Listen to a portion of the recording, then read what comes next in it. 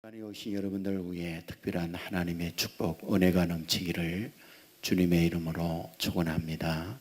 우리 앞뒤 좌우에 있는 분들 따뜻한 사랑의 마음으로 인사를 나누겠습니다. 주님의 이름으로 사랑하고 축복합니다.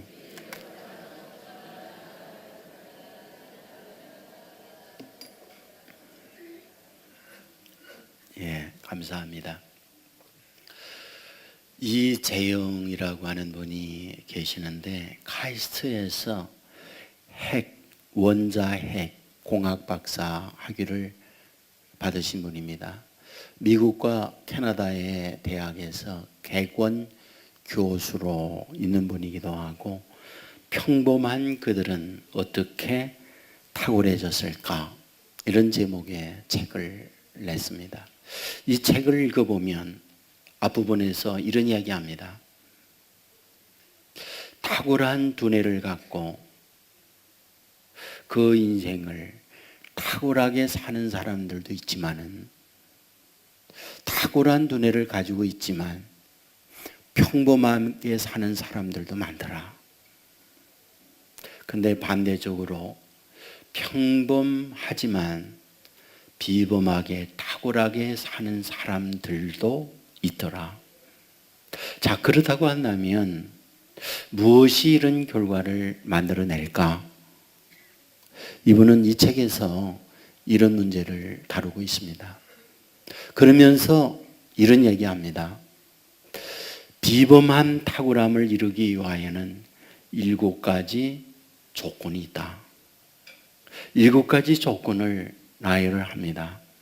이 시간 저는 그 중에 3번째 조건인 부분을 말씀을 드리고 싶어요. 넘치도록 채우게 하는 원동력, 결핍. 이 결핍이 탁월함으로 나가게 하는 요소요 조건이더라, 그런 얘기입니다. 사람이 살아가다 보면 누구나 동일하지 않아요. 어떤 분은 가난하죠. 어떤 분은 많이 배우지 못해서 짧은 지식을 갖고 있죠. 또 어떤 분들은 외모에 있어서 남들에게 자랑스럽게 내놓지 못하는, 늘 비교 속에서 나는 왜 이렇게 생겼을까, 이런 생각을 갖는 분들도 있다, 그 얘기를 해요. 동시에 어떤 출신 신분에 관한 이야기합니다. 그것은 어떤 나라에서 태어났느냐, 어떤 지방에서 태어났느냐, 누구의 아들로 딸로 태어났느냐, 이런 것들이 삶에 영향을 주고 있더라, 그런 얘기입니다. 사실 살아가다 보면 자랑스러운 부분들 많죠. 그러나 결핍된 분들도 있다는 거예요. 나는 왜 이것이 부족할까? 그런데 어떤 탁월함으로 나가는데 보니까 그 결핍이 마이너스가 아니라 플러스적 역할을 하더라 라고 얘기를 합니다. 그러면서 예를 들었어요. 먼저 나오는 게 스티브 잡스입니다. 스티브 잡스는 누구냐? 알죠? 애플의 창업자. 하지만 그는 결핍이 있었다. 어떤 결핍? 부모가 자기를 낳아서 아버지도 어머니도 돌보지 않고 남의 집으로 입양을 보낸 아픔이 있다, 그 얘기예요. 그 결핍이 그로 하여금 그런 인물로 가게 하는 원동력이었다. 또 다른 사람을 이야기해요. 그것은 레오나르도 다빈치를 얘기합니다. 근데 사실 그는 첩의 아들이었다는 거죠. 성장을 하면서 아이들에게 그 어머님에 대한 핸디캡을 갖고 살면서 자랑스럽지 못한 자기 인생에 숨기고 싶은 아픔이 그에게 늘 있었다는 거죠. 그것이 그로 하여금 그런 인물로 되게 했다라고 얘기해요. 에디슨은 어떤가요? 알지만 발명왕이지만 사실은 학교에서 스님들이 이 아이는 더 이상 교육할 수 없는, 소위 포기할 수밖에 없는 아이였다라는 얘기죠. 그런데 그런 결핍들이 자기의 인생을 성공하게 하는 원동력이었다, 이런 얘기합니다. 저는 이 시간에 여러분에게 말씀하고 싶어요. 여러분은 어떤가요? 모든 걸 완벽하게 갖고 있는 분들도 있지만은 다 어딘가는 결핍적 요소를 갖고 있는 것이 우리들이 아닐까, 그런 생각을 갖는 거죠. 오늘 본문에 다윗이 등장하고 있어요. 다윗은 어떨까? 성군이요 위대한 이스라엘의 지도자로서 인정받는 사람이지만 그의 삶을 보면 그에게도 결핍의 사람이었다. 그에게도 부족함이 있는 사람이었다라는 겁니다. 그렇다면 그에게 결핍은 도대체 무엇이었을까? 그리고 그 결핍이 다윗에게 만드는 요소였다라는 것이죠.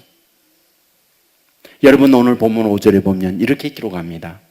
다윗은 사울이 보내는 곳마다 가서 지혜롭게 행하며 사울이 그를 군대장으로 삼았더니 온 백성이 합당히 여겼고 사울의 신하들도 합당히 여겼더라. 무슨 말인가요? 사울이 왕이에요. 그리고 왕으로서 국무위원들 임명을 하는 가운데 다윗도 임명했다. 무엇으로? 군대의장으로 임명했다. 그런 얘기입니다.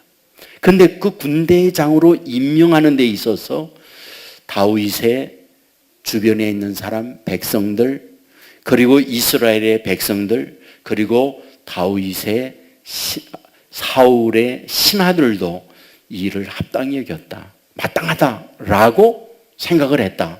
그런 얘기입니다. 자, 그렇다고 한다면 여기에 군대의 장으로 임명할 때 나이가 몇 살이었을까요? 15살 안팎입니다. 그런데 15살 안팎이었던 그에게 군대의 장이란 어떤 위치를 말하는 걸까요? 성경에 보면 군대 조직이 있죠. 먼저 출발이 병사, 그 다음에 10부장, 그 다음에 100부장, 그 다음에 1000부장이 되는 거죠.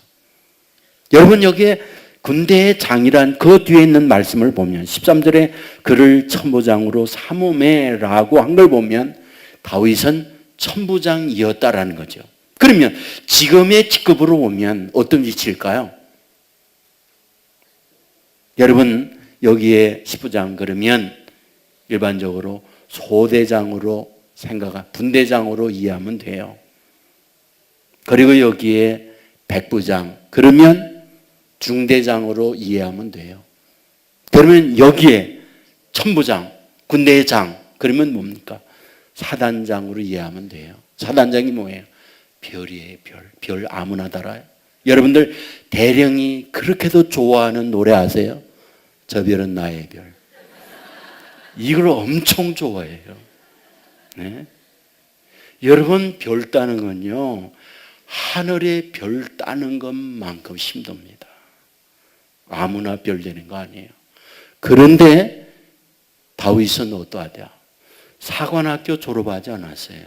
군대에 대한 경력을 다양하게 쌓고 전과가 있으니까 거기에 인정을 받아서 군대장, 이것이 된 게 아니에요. 15살 안팎인데 왕이 그냥 사단장, 군대의 장으로 임명을 한 거예요. 왜 그랬을까? 그 이유를 오늘 본문에서 이렇게 밝히잖아요. 다윗이 사울이 보내는 곳마다 가서 지혜롭게 행하며. 사울이 다윗을 보냈어요. 근데 지혜롭게 행해요. 그래서 군대의 장으로 임명했다. 본문은 그렇게 말하고 있는 거죠. 그렇다면 여기에 지혜롭게 행하다라는 게 뭘까요? 외교에 있어서 어떤 곳에 보냈더니 국익을 위해서 지혜롭게 외교 활동을 잘했구나, 이런 말일까요?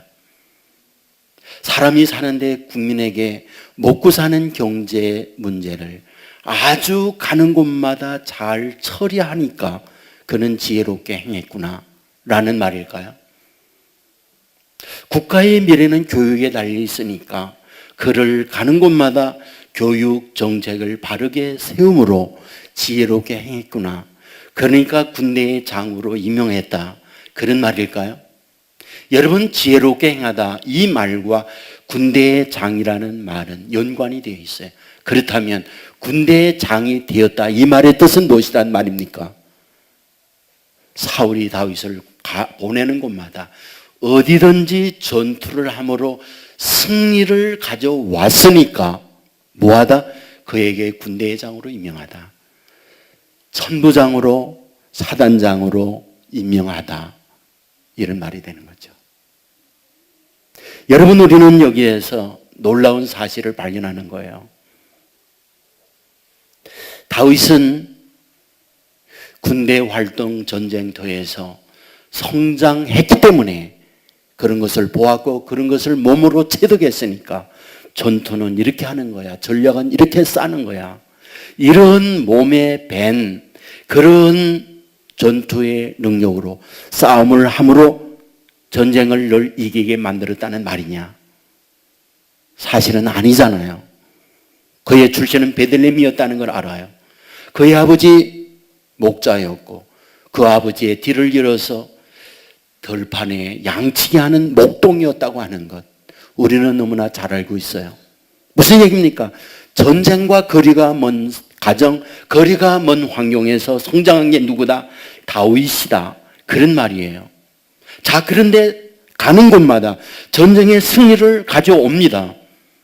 근데 어떻게 그가 그런 전쟁의 승리를 가져왔느냐?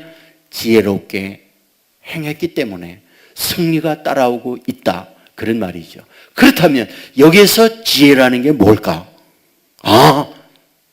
작전 전략을 잘 짜는 그런 능력을 지혜라고 말하는구나 라는 생각을 가질 수 있죠. 그러나 사실은 그렇게만 볼 수 있질 않아요. 저는 개인적으로 살아오면서 마음에 늘 갖는 게 있습니다.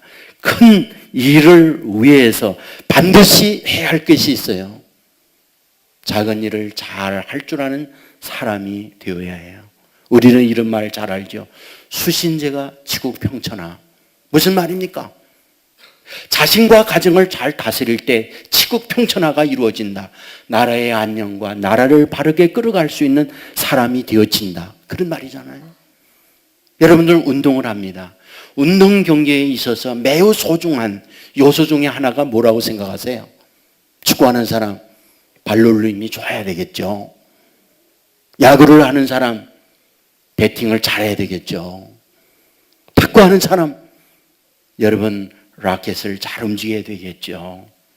그런데 여러분 어떤 것보다 더 소중한 것이 있다고 한다면 그것은 마음이에요.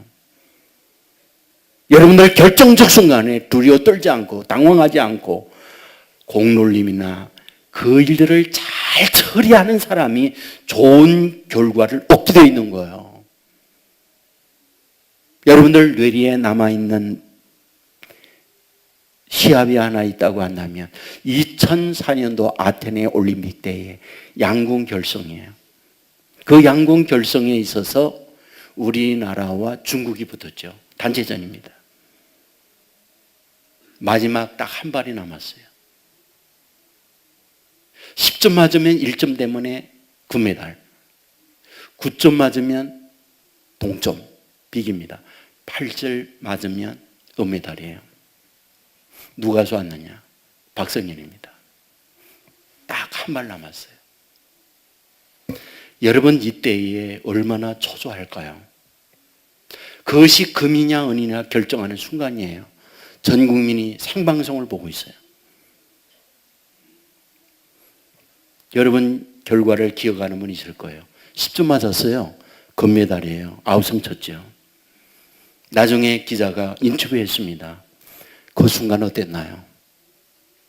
마지막 한 발 내가 어떻게 쏘느냐에 따라서 금이냐 동점이냐 은이냐 결정되는 거죠. 그런데 그는 뜻밖의 이런 얘기 했죠. 하나님께 모든 걸 맡겼습니다. 그때 하나님은 저에게 평안한 마음을 주셨습니다. 그가 그때 한 말이었어요. 그는 믿음의 사람이었죠. 하나님께 맡긴 거죠. 평안한 마음이 그런 결과를 낳게 만들었다는 거죠. 우리가 살아가면서 불안에 떨면 불안이 좋은 결과를 얻도록 만들어내지 못해요. 안정돼야 돼요. 저는 이 말씀을 보면서 어떤 생각이 드느냐, 그가 어떤 곳에 가든지 지혜롭게 행할 수 있었다. 그리고 좋은 결과를 얻게 만들었다는 이 말은 무엇을 얘기하는 걸까? 그는 어디에 가든지 평안한 마음이었구나. 문제가 있어요. 그러면 환경적으로 들려지는 그의 말은 평화롭게 격려, 위로, 이런 말만 있었느냐, 그런 거죠. 그런데 우리가 다윗의 심정을 솔직하게 볼 수 있는 말씀이 있다면 어딜까요? 그것은 다윗이 시편이에요. 시편은 거의 대부분 다윗이 썼죠. 그런데 그곳에는 자기의 내면, 자기의 갈등, 자기의 고민 숨김없이 솔직하게 다 기록합니다. 그 중에 하나를 여러분에게 소개해드리면 시편 143편 7절에 보면 내가 무덤에 내려가는 자 같을까 두려워하나이다. 두려워 떨어요.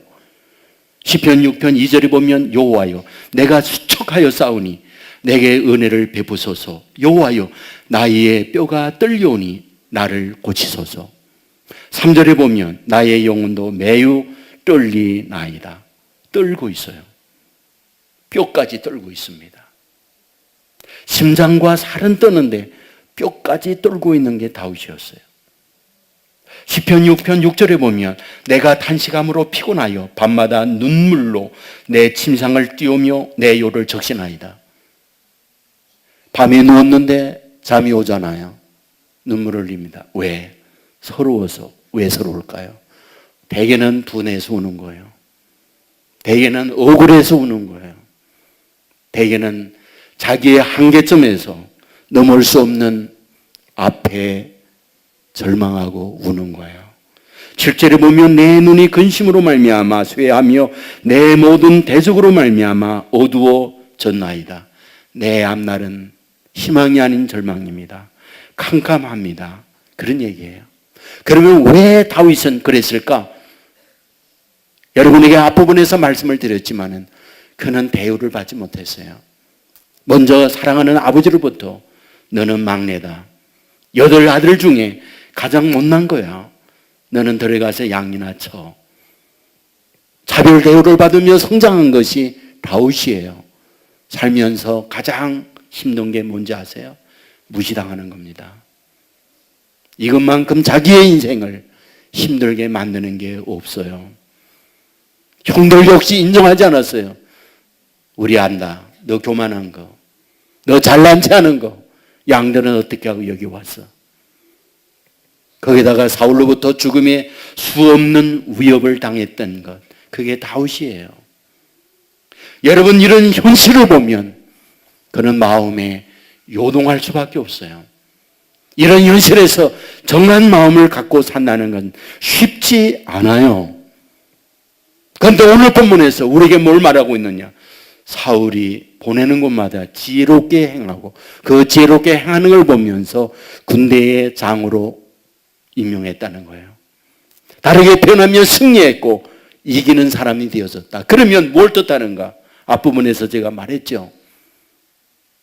자신이 평안해야, 가정이 화평해야 나가서 일들이 잘 된다. 그는 나가서 사람들과 만남에 그리고 전쟁을 하면서 승리하는 사람이 됐어요. 그 말은 무슨 말이냐? 자신의 마음을 다스리는 사람이었구나. 그런 것에 요동하는 사람이 아니었구나. 이것을 발견하게 되는 거죠. 자, 그렇다면 그로 하여금 그런 마음을 평안케 만드는 요소가 무엇이었을까? 우리가 말씀을 통해서 찾아낼 수 있어요.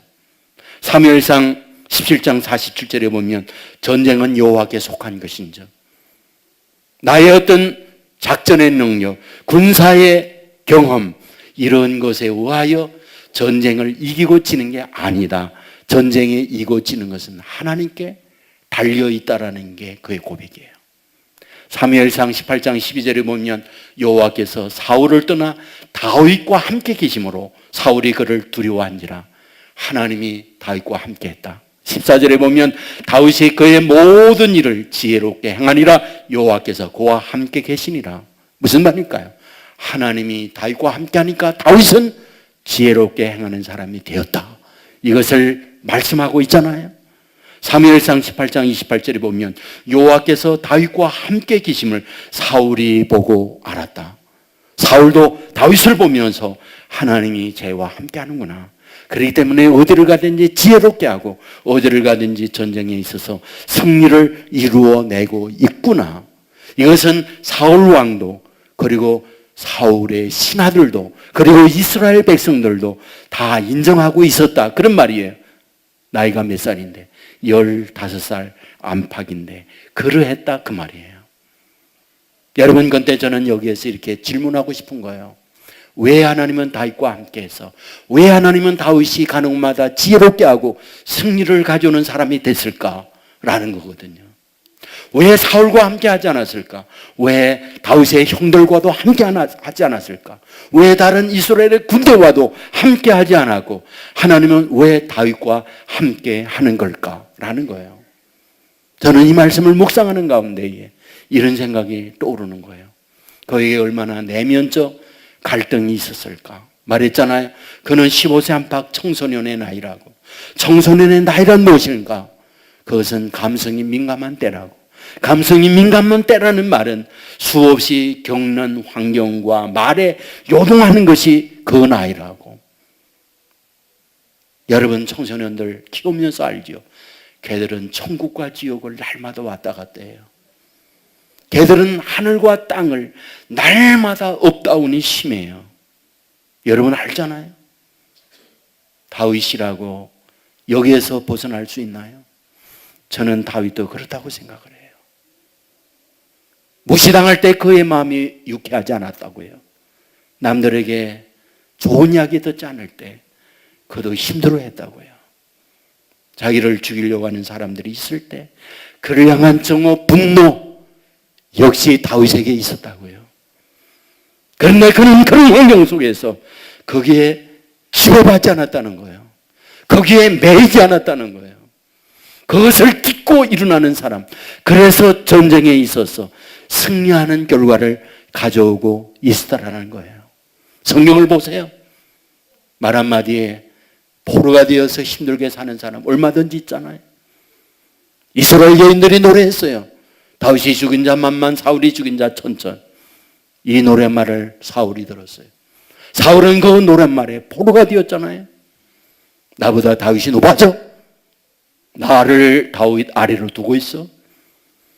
그것이 평생 다윗을 죽이고자 하는 원수의 삶을 살한 거잖아요. 행복이 없었어요. 군대를 동원했고 백성을 현상수배하는데 내걸면서 다윗을 죽이려고 했어요. 그렇게 불행하게 인생을 살다가 마감한 게 다윗이잖아요. 어쩌면 이것은 보통 인간의 모습이라고 생각해요. 언제나 격려입니까? 언제나 칭찬입니까? 언제나 여러분에게 위로입니까? 여러분에게 비속꽂는 말들 하잖아요. 여러분의 마음에 상처 주는 말 주위에 들을 수 있잖아요. 그 말이 1년 전에 한 말인데 아직도 반석 위에 여러분의 이름이 새긴 것처럼 그 아픈 말이 여러분의 마음에 새겨서 여러분을 힘들게 하고 있잖아요. 그 생각만 하면 잠 못 자고 그 생각만 하면 눈물을 흘리고 분하고 얼마든지 우리에게 있잖아요. 여러분, 우리의 삶의 경험도 마찬가지예요. 축복된 경험, 성공적 경험, 남들에게 자랑하고 싶은 과거가 있는 분들도 있지만 숨기고 싶은 일들도 얼마나 많이 있어요. 이미 지났어요. 그런데 여전히 그런 것들이 나의 삶을 힘들게 만드는 경우 얼마나 많아요. 그런데 말을 하는 거예요. 수신제가가 되어야 한다. 그래야 치국평천화가 이루어진다는 거예요. 여러분, 오늘 우리의 삶은 어떻게 생각하면 어떤 싸움보다 나 자신과의 싸움이라는 생각을 하게 되는 거예요. 중요한 것은 나 자신과의 싸움에서 이긴 자만이 다른 싸움에서 이긴다는 것을 우리는 너무나 잘 알고 있잖아요. 우리 안에 선과 악이 싸워요. 어두움과 밝음이 싸워요. 땅과 하늘에 대한 싸움이 있어요. 사람의 생각과 하나님에 대한 생각의 싸움이 있어요. 하나님의 말씀과 내 생각에 대한 갈등과 아픔이 우리 안에 수없이 있는 거예요. 우리가 잘 아는 플라톤은 이런 말 하죠.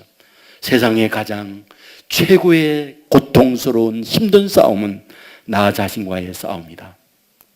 인도의 시승 타고르에게 제자들이 어느 날 찾아왔어요.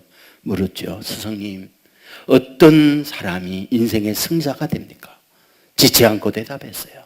자기를 이기는 자가 최고의 승리자다. 마라톤 후 우리는 황용조 선수를 잘 알고 있어요. 올림픽에 금메달을 땄죠. 기자가 물었습니다. 가장 힘든 게 무엇인가요? 여러분, 그가 한 말 어떤 말일까요? 중간점 갔었는데 모두가 다 내 앞에 뛸 때 그때가 힘들어. 그런 말을 하지 않았어요. 경사진 코스로 올라가면 그게 얼마나 힘든지 몰라.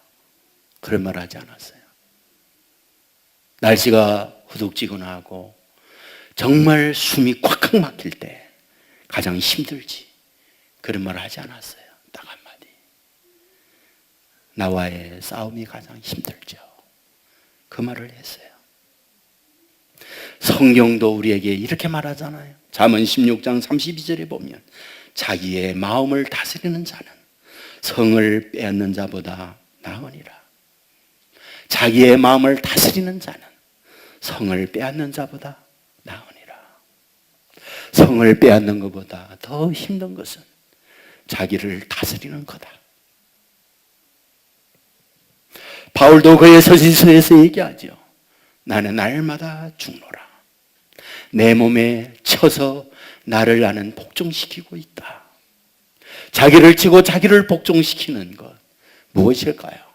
자기의 싸움에서 이기고자 하는 발버둥의 표현이라고 할 수 있는 거죠. 예수님도 이 땅에 오셔서 삶의 여정을 보세요. 수많은 내적 고민과 갈등, 자기와의 싸움에서 이겨가는 모습들을 보이고 있잖아요. 사단이 예수님에게 제일 먼저 한 시험의 내용 잘 알고 있죠. 내가 만일 하나님의 아들이었던 돌들을 명하여 떡덩이가 되게 하라 묻습니다. 수많은 시험의 내용들이 있을 터인데, 수많은 시험거리들이 있을 터인데 왜 제일 먼저 사탄은 돌을 명하여 떡덩이가 되게 하라 이 시험을 했을까요? 사탄은 예수님을 알아요. 뭘? 가장 약한 부분을 뭘 알까요? 아킬레스건을 알아요. 예수님의 지금 아킬레스건 가장 약한 부분이 뭡니까? 40일을 금식하셨어요. 40일을 굶으셨어요. 3일 굶으면 다 도둑된다는 말이 있죠. 사람으로 하여금 견디기 어려운 힘든 게 먹지 못하는 거예요. 굶어 보아요. 눈이 팽글팽글 돌아요. 눈을 감으면 닭대가리가 왔다 갔다 하는 거예요. 그게 배고픈 자의 힘든 거예요. 예수님은 그 배고픔의 내적 문제에 시험이 왔을 때 한 대답이 무엇입니까? 사람이 떡으로만 사는 게 아니다.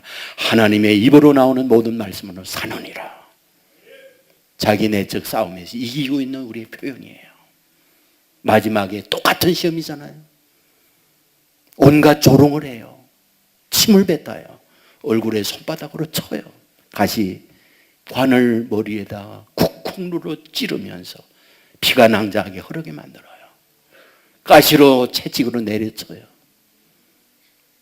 예수님이 누굽니까? 하나님이에요. 하나님이신 예수님이 어떤 분입니까? 최고의 권세 능력을 갖고 있는 분이에요. 풍랑이는 바다 잔잔케 하는 분이에요. 물을 포도주가 되게 하는 분이에요. 오병이어의 기적을 행하는 분이에요. 죽은 자를 살리는 분이에요. 말씀 한마디에 자기를 괴롭히는 원수 다 먼지처럼 날아가게 할 수 있는 능력자예요. 그런데 주님은 마지막까지 그걸 쓰지 않아요. 그리고 십자가상에서 드리는 기도가 뭡니까? 하나님, 저들이 하는 걸 저들이 몰라요. 저들의 죄를 저들에게 돌리지 마세요. 이게 주님의 기도예요. 무엇을 우리에게 보여주는 겁니까? 자기와의 처절한 싸움에서 이기고 있는 걸 보여주는 거예요. 다윗은 어떨까? 사울이 보낸 곳마다 지혜롭게 행함으로 군대의 장으로 임명했다. 이 말의 의미가 뭘까? 그렇구나. 그는 그에게 수많은 갈등이 있죠. 자기의 상처 주는 말들이 있었죠. 자기를 괴롭게 하는 주변의 원수들이 있었죠. 그런데 거기에 포로되지 않았구나. 그거를 딛고 일어난 사람이 다윗이었구나. 그러니까 그는 어디를 가든지 그런 생각은 다 있고 주어져 있는 원수들과 싸움에서 늘 승리하는 하나님의 사람으로 갈 수 있었구나. 이것을 보여주고 있는 거죠. 저는 여기에 또 다른 질문을 던지고 싶어요. 다윗은 그렇게 탁월한 자기 관리, 자기 스스로의 싸움에서 이길 수 있는 강인한 의지력을 갖고 있는 사람이었을까? 사실은 그렇지 않아요. 앞부분에 여러분에게 말했죠. 그는 자기의 내면에 있는 아픔, 솔직함을 그대로 표현을 하고 있다고요. 어떻게 생각하면 우리식으로 말하면 하나님 저 인간 심리도 못 가서 발병나게 해주십시오. 아리랑에 나오는 가사잖아요. 예? 우리는 이런 마음을 갖고 있는 거예요. 여러분 성경을 보면은 우리식으로 표현하면 하나님 저 원수 다리몽댕이를 뿌리켜 주옵소서. 그런 표현들이 너무 많아요. 속상하니까. 깨닫는 게 뭔지 아세요? 사람에게 말하면 전쟁나. 근데 하나님한테 말하면 하나님 다 받아줘. 그게 우리에게 준 특권이에요. 다윗은 그걸 가지고 가는 거예요. 시편 18편 4절에 보면 이렇게 기록합니다. 사망의 줄이 나를 읊고 불의의 창수가 나를 두렵게 하였으며 6절에 보면 내가 환난 중에 여호와께 아뢰며 여호와 하나님께 부르짖었더니 불의의 창수가 사망의 줄이 나를 에워쌀 때 나는 하나님께 엎드렸습니다. 도와달라고. 시편 22편 6절에 보면 나는 벌레요 사람이 아니라 사람의 비방거리요 백성의 조롱거리니이다. 나를 보는 자는 다 나를 비웃으며 입술을 비축거리고 머리를 흔들며 말을 합니다. 자신의 고민, 자신의 겪는 아픔을 얘기해요. 사람들이 나를 사람으로 취급도 안 해요. 벌레 취급을 합니다. 나를 비방해요. 조롱을 해요. 다 나를 비웃고 있어요. 입술을 비축거리고 있어요. 지나가면서 머리를 흔들고 있어요. 이게 다윗의 겪는 아픔을 그대로 하나님 앞에 내어놓아요. 그러면서 19절에 뭐라고 말하느냐? 여호와여 멀리하지 마옵소서. 나의 힘이시여 속히 나를 도와주세요. 21절에 보면 나를 사자의 입에서 구하소서. 주께서 내게 응답하시고 들소의 뿔에서 구원하옵소서 라고 얘기를 해요. 뭘 얘기하는 걸까요? 목마른 사슴이 시냇물을 찾기에 갈급함같이 내가 주를 찾기에 갈급하나이다. 수많은 대적, 수많은 환경적 여건이 있을 때에 그것에 자기의 인생이 포로가 돼서 자기의 인생이 무너지는 게 아니라 사방이 막힐 때 열린 하늘을 바라보며 하나님의 도움을 구하며 엎드린 사람, 그가 누구다? 다윗이었다. 어려운 일 많았다는 거예요. 힘든 일 많았다는 거예요. 자기의 인생을 무너지게 만드는 조롱과 멸시의 말들이 너무나 많았다는 거예요. 그곳에 자기의 인생이 포로가 되고 묶일 수 있는 여건이 너무나 많았다는 거예요. 그런데 그런 환경 속에서 하나님 앞에 엎드렸다는 거예요.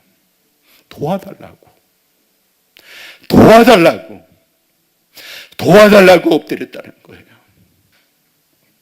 우리는 욥기 16장 20절을 잘 알고 있어요. 나의 친구는 나를 조롱하고 내 눈은 하나님을 향하여 눈물을 흘리고. 욥은 입체적 고난을 당했다는 거 아시잖아요. 그 많은 재산을 다 잃고 10남매 자녀 다 잃고 자기는 몹쓸병에 걸려서 오늘 내일 하고 있고, 그런 가운데 친구들이 와서 하는 말, 위로 격려가 아니라 조롱 멸시 비수를 꽂는 말들을 하고. 여러분 누가 있습니까? 돕는 자 누가 있습니까?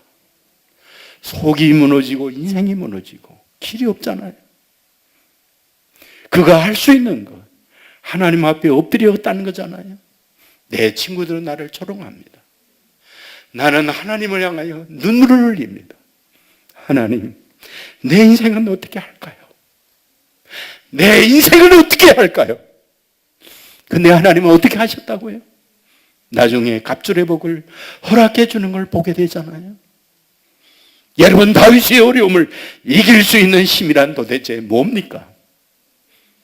주어져 있는 환경, 들려오는 소리, 자기의 인생을 포로되게 하고 무너지게 만들고 억울하게 만들고 잠 못 자게 만들고 절망하게 만드는 여건이 있는데, 그런 환경에서 그런 것만으로 묶이지 않고 그래도 하나님을 바라보면서 애원했다는 거예요. 살려달라고, 도와달라고. 그런 가운데 어떠하다? 그 말들에 딛고 일어날 수 있었고, 환경에 매이지 않고 버텨낼 수 있었고, 그리하여 어디를 가든지 그의 인생이 잘 되고 풀려지는 삶을 살아서 군대의 장으로 임명을 받게 되었다. 이것을 오늘 본문은 우리에게 말씀하고 있다는 거예요. 저는 이 말씀을 준비하면서 제 자신을 생각해 보았어요. 저에게는 어떨까? 여러분에게 늘 말씀하지만, 여러분, 목사님은 염려 근심이 없을 거야. 그것은 어마어마한 착각이에요.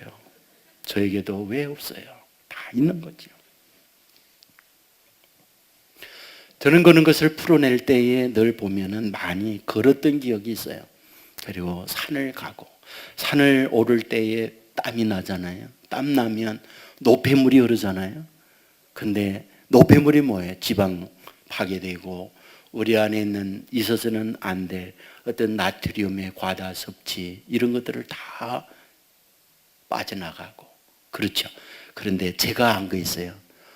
도끼가 빠지는구나. 저 그걸 많이 느꼈어요. 이 땀이 나고 힘들어지니까 도끼가 빠져요. 여러분, 그 산을 타면서 그 도끼만 빼는 걸 하겠어요? 명색이 목사인데. 그래도 기도를 할 거 아니에요. 가면서 마음이 기도하잖아요. 하나님 속상해요. 뭐 이런저런 얘기하죠. 근데 저는 정말 감사한 게 하나님의 음성을 이렇게 넓게 들어요. 마음 깊은 곳에 주의 음성이 들려와요. 아들아, 높이는 것도 나고 낮추는 것도 나야. 너 한번 생각해 봐.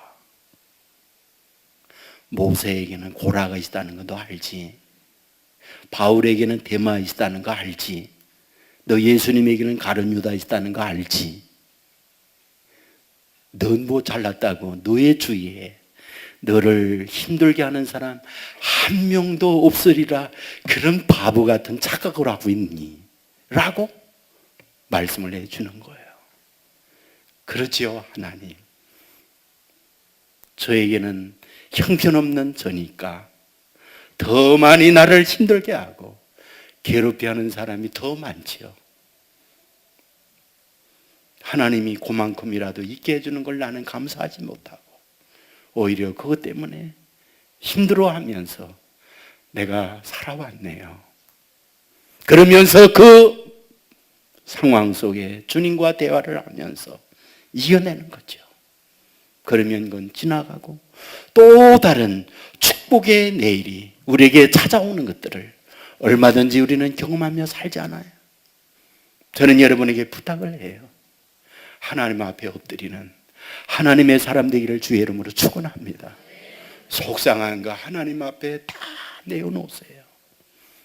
여러분의 친한 사람에게 말을 해도 좋지만 그것은 나중에 아픔과 상처로 되돌아올 수 있어요.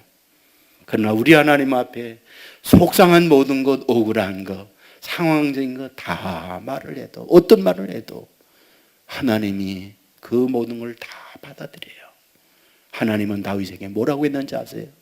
그래, 너는 내 마음이 아팠던 자야.